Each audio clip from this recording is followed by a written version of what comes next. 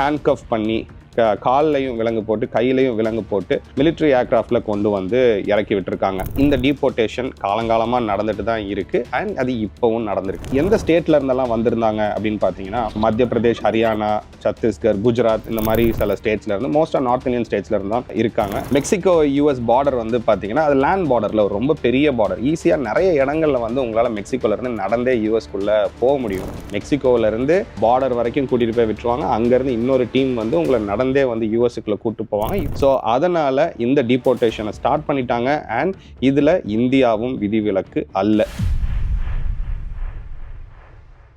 Hi friends, எல்லாரும் எப்படி இருக்கீங்க? டீபோர்டேஷன் அதாவது நாடு கடத்துதல், அதுதான் இப்போ வந்து ஒரு ஹாட் டாப்பிக்காக இருக்குது. யூஎஸ்ல இருந்து 104 இந்தியன்ஸை மிலிட்ரி ஏர்கிராஃப்டில் டெக்ஸஸ்ல இருந்து அமிர்த்சருக்கு டீபோர்ட் பண்ணியிருக்காங்க.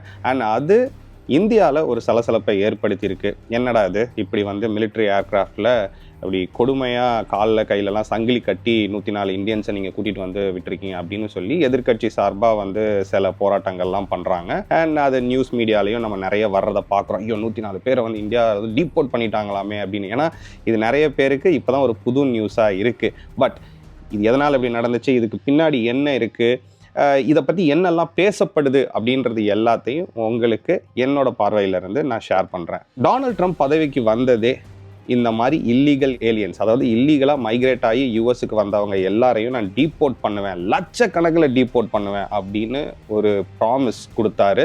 அண்ட் அதுக்காக தான் அவருக்கு வந்து அமெரிக்க மக்களும் ஓட்டு போட்டு அவரை பவருக்கு கூப்பிட்டு வந்தாங்க. அவரை கூட்டிகிட்டு வந்த உடனேயே மெக்சிகோ, கொலம்பியா, வெனிசுவேலா, இந்தியா உட்பட இல்லீகலாக யாரெல்லாம் வந்திருக்காங்களோ அவங்க எல்லாரையும் டீபோர்ட் பண்ணுற வேலையை இம்மீடியட்டாக ஸ்டார்ட் பண்ணிட்டார். மற்ற நாடுகள், சில நாடுகள் அதுக்கு எதிர்ப்பு தெரிவித்தாங்க. சில உள்ளூர்லேயுமே அவங்களுக்கு வந்து அதுக்கான சில எதிர்ப்புகள் இருந்துச்சு. பட் டொனால்ட் ட்ரம்ப் பெரிய மெஜாரிட்டியில் இருக்கார். செனட்லேயும் சரி, ஹவுஸ்லேயும் சரி, அவரோட பாப்புலாரிட்டிலையும் சரி ரொம்ப ஒரு உச்சத்தில் இருக்கார். இப்போதைக்கு அடுத்த 4 வருஷத்துக்கு டொனால்ட் ட்ரம்ப்பும் அவரோட கட்சி ரிப்பப்ளிக்கன் பார்ட்டியும் வச்சது தான் சட்டம். ஸோ அதனால் இந்த டீபோர்டேஷனை ஸ்டார்ட் பண்ணிட்டாங்க அண்ட் இதில் இந்தியாவும் விதிவிலக்கு அல்ல. இந்திய மக்களும் நிறைய பேர் அங்கே இல்லீகலாக போனவங்க இருந்திருக்காங்க. அதில் இப்போ ஒரு பார்ட்டாக ஒரு 104 பேரை மிலிட்ரி ஏர்கிராஃப்டில் ஹேண்ட்கஃப் பண்ணி கால்லையும் விலங்கு போட்டு கையிலையும் விலங்கு போட்டு மிலிட்ரி ஏர்கிராஃப்டில் கொண்டு வந்து இறக்கி விட்டுருக்காங்க. அண்ட் இதுக்கு நிறைய பேர் என்ன இப்படி ஒரு இன்ஹியூமனாக பண்ணணுமா, அவங்க என்ன கொலையாக பண்ணிட்டாங்க, என்ன ஒரு இல்லீகலாக தானே போயிருக்காங்க, அவங்கள வந்து சேஃபாக ஃப்ளைட்டில் கூட்டிகிட்டு வந்திருக்கலாமே அப்படின்றது. அண்ட் இதுக்கு நிறைய காரணங்கள் சொல்லப்படுது. எதனால் மிலிட்ரி ஏர்கிராஃப்ட் கூட்டு வந்தாங்க, எதனால் அவங்களுக்கு சங்கிலி போடப்பட்டது. அதில் சில காரணங்களை, நான் படித்த காரணங்கள் எல்லாத்தையும் நான் உங்களுக்கு ஒரு பிரேக் டவுனாக ஒன்று சொல்கிறேன். யூஸ்வலாக 1-2 பேர் வந்து டீபோர்ட் பண்ணுறாங்க, ஏர்போர்ட்டுக்கு வராங்க, இல்லீகலாக வந்திருக்காங்க. இல்லை இப்போ இந்த 2 பேரை மட்டும்தான் அனுப்பணும் அப்படின்னா பேசஞ்சர் ஏர்கிராஃப்ட்லேயே அனுப்பிடுவாங்க. அதுக்காக ஒரு ஃப்ளைட்டையே வந்து புக் பண்ணி அனுப்ப தேவையில்லை. பேசஞ்சர் ஏர்கிராஃப்டில் 2 டிக்கெட்டை புக் பண்ணி அவங்கள வந்து இந்தியாவுக்கே அனுப்பிடுவாங்க.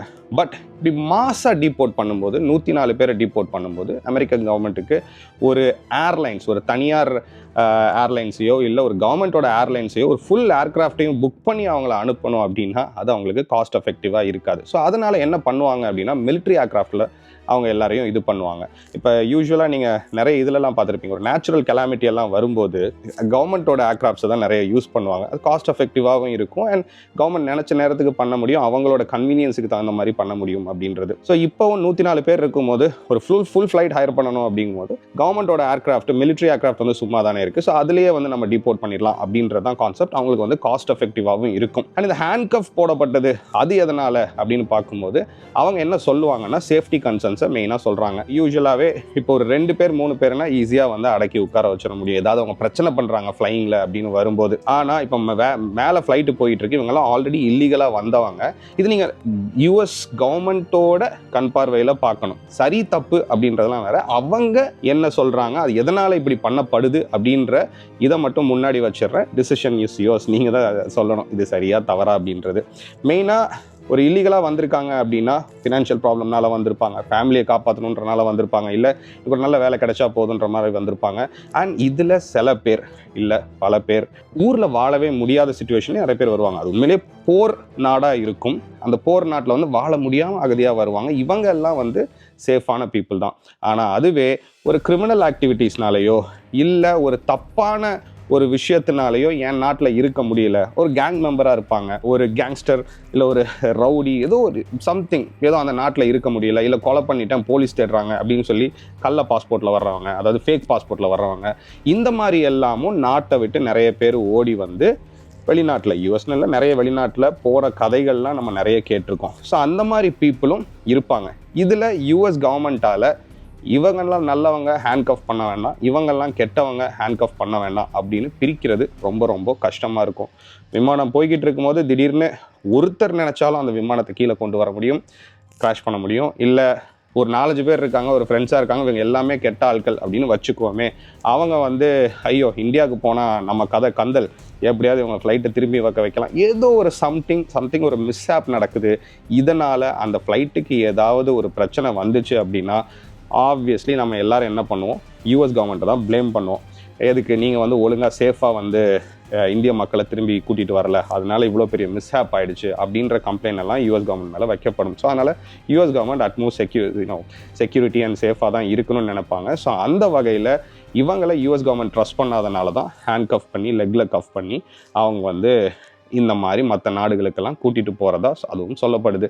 ஸோ இதுதான் ரீசன், இதுதான் நம்ம பார்த்த அந்த வீடியோவோட. இதுக்கு இந்தியாவில் வந்து நிறைய போராட்டங்கள், நிறையன்னு சொல்ல முடியாது, போராட்டங்கள் அதெல்லாம் நடந்துக்கிட்டு இருக்கு. சரி, இந்த ப்ராசஸ் எப்படி நடந்தது அப்படின்னு பார்க்கும்போது இந்த 104 பேரும் டெக்ஸஸில் இருந்து அமிர்த்சருக்கு அனுப்பி வைக்கப்படுறாங்க. இந்திய கவர்மெண்ட்டும் நீங்கள் அவங்கள அனுப்பி வச்சிங்கன்னா நாங்கள் அவங்கள அக்செப்ட் பண்ணிக்கிறோம், ஏன்னா இல்லீகலாக போயிருக்காங்க, ஆப்வியஸ்லி அவங்க இந்தியாவில் தான் இருக்கணும், நாங்கள் அவங்கள அக்செப்ட் பண்ணிக்கிறோம் அப்படின்னு சொல்லிட்டு இந்தியன் கவர்மெண்ட்டும் சொல்லிருச்சு. ஏன்னா அதுதான் ஒரு ஸ்மூத்தான ப்ராசஸாக இருக்கும்னு வச்சுக்கோங்களேன். ஏன்னா இந்தியாவுமே யாரும் வந்து இல்லீகலாக வராங்க அப்படின்னா இந்தியாவும் அவங்கள வெளியில் அனுப்ப தான் போகுது, டீபோர்ட் பண்ண தான் போகிறாங்க. ஐயோ நான் வந்து இப்போ ஒரு கனடியன் சிட்டிசன், இந்தியன் கவர்மெண்ட் கிட்ட எவ்வளோ பேப்பர் ஒர்க்ஸ் இருக்குன்னு சொல்லி இந்திய மக்களுக்கு தெரியாது. ஆனால் நீங்கள் ஒரு கனடியன் பாஸ்போர்ட்டோ இல்லை வேறு ஏதாவது ஒரு கண்ட்ரி பாஸ்போர்ட்டு வச்சுருந்து இந்தியாவில் நீங்கள் ஏதாவது ஒன்று அப்ளை பண்ணும்போது தான் தெரியும், ஸ்க்ரூட்டினி இருக்கும்.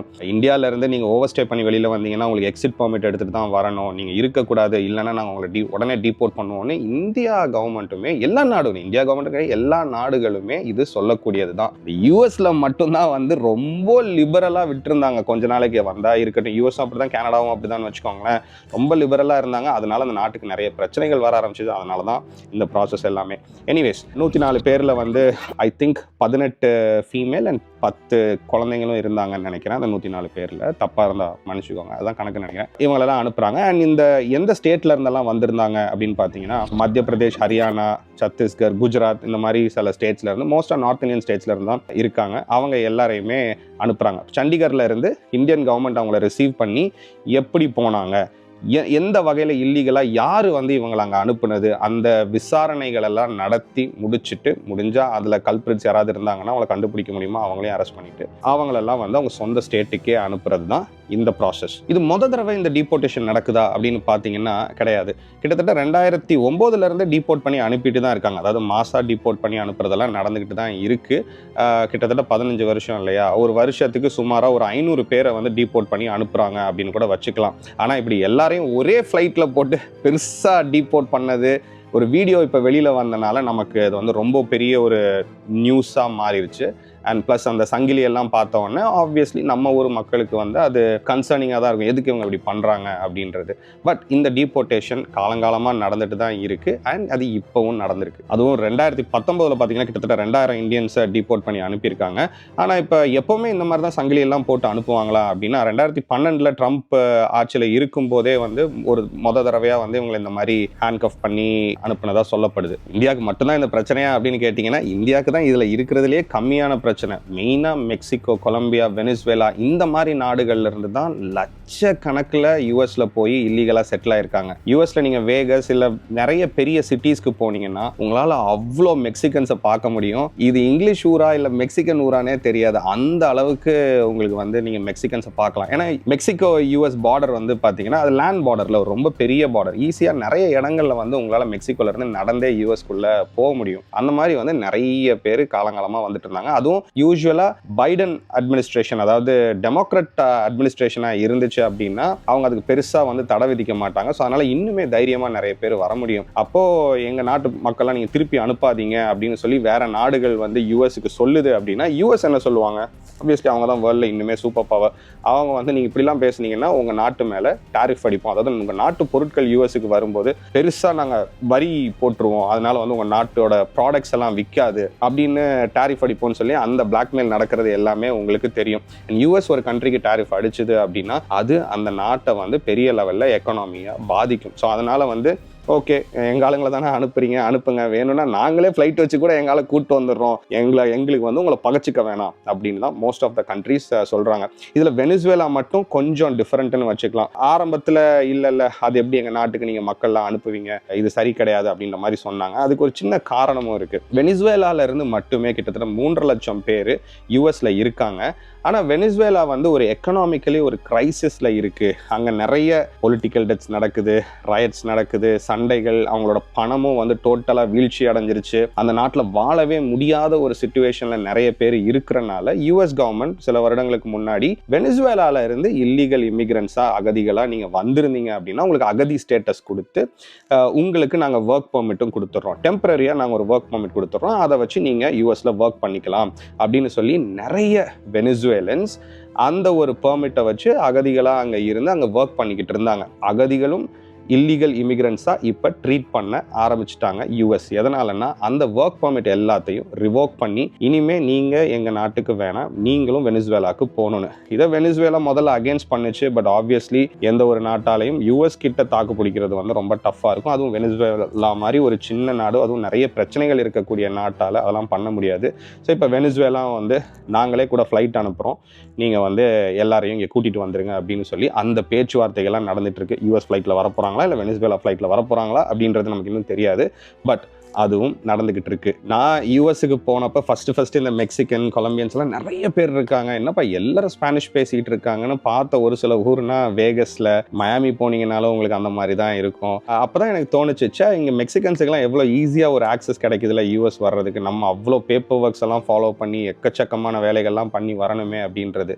பட் சில இந்தியர்களுக்கு இந்த மாதிரி வழியும் தெரிஞ்சிருக்கு. மெயினாக நார்த் இந்தியன்ஸ் நிறைய பேருக்கு தெரியும் அவங்க எப்படி வந்து மெக்சிகோக்கு வரலாம், மெக்சிகோல இருந்து பார்டர் வரைக்கும் கூட்டிட்டு போய் விட்டுருவாங்க. அங்கேருந்து இன்னொரு டீம் வந்து உங்களை நடந்தே வந்து யூஎஸ்க்குள்ள கூட்டு போவாங்க. யூஎஸ்க்குள்ள போனதுக்கப்புறம் அங்கேருந்து ஒரு டீம் வந்து உங்களை டாக்ஸி பிடிச்சோ இல்லை ஒரு பஸ்ஸில் ஏற்றியோ வேற ஒரு ஊருக்கு கொண்டு போயிடுவாங்க. நீங்கள் அதுக்கப்புறம் வந்து இல்லீகலாக அங்கேயே வேலை பார்த்துட்டு போலீஸ் கண்ணையும் இமிக்ரேஷன் கண்ணிலையும் மாட்டாமல் இருக்கிறதுன்றது ஒரு அது வேற விஷயம். பட் மாட்டினாங்க அப்படின்னா அவங்க எல்லாரையும் இந்த மாதிரி டீபோர்ட் பண்ணிடுவாங்க. வெளியில இருந்து பார்க்கும்போது இது வந்து ஒரு தப்பான ப்ராசஸாக கூட தெரியலாம். வெல், எண்ட் ஆஃப் த டே இது வந்து ஒரு இல்லீகலாக வந்திருக்கவங்களுக்கு தான் வந்து இந்த மாதிரி பண்ணுறாங்க. இதுக்காக நிறைய பேர் சண்டை போடணுமா? ஏன்னா இந்தியாவில் வந்து ஏகப்பட்ட பிரச்சனைகள் இருக்குது. இப்போ இந்த 100 பேரை அங்கேருந்து ஏர்கிராஃப்டில் கூட்டிகிட்டு வந்து இந்தியாவில் திரும்பி விட்டதுக்கு இந்த சங்கிலியெல்லாம் பார்த்து இது இவ்வளோ பெரிய இஷ்யூ ஆக்கணுமா அப்படின்னா என்னை பொறுத்த வரைக்கும் ஊரில் ஏகப்பட்ட பிரச்சனைகள், தலைபோல பிரச்சனைகள் இருக்குது. இது ஒரு சின்ன பிரச்சனை தான். இதை வந்து கடந்து போகிறது தான் நல்லது. ஏன்னா இது நடந்துகிட்டே தான் இருக்குது. சடனாக இப்போ இதை வந்து பொலிட்டிசைஸ் பண்ணணுன்ற ஒரு நெசசிட்டி இருக்கிற மாதிரி தெரியல.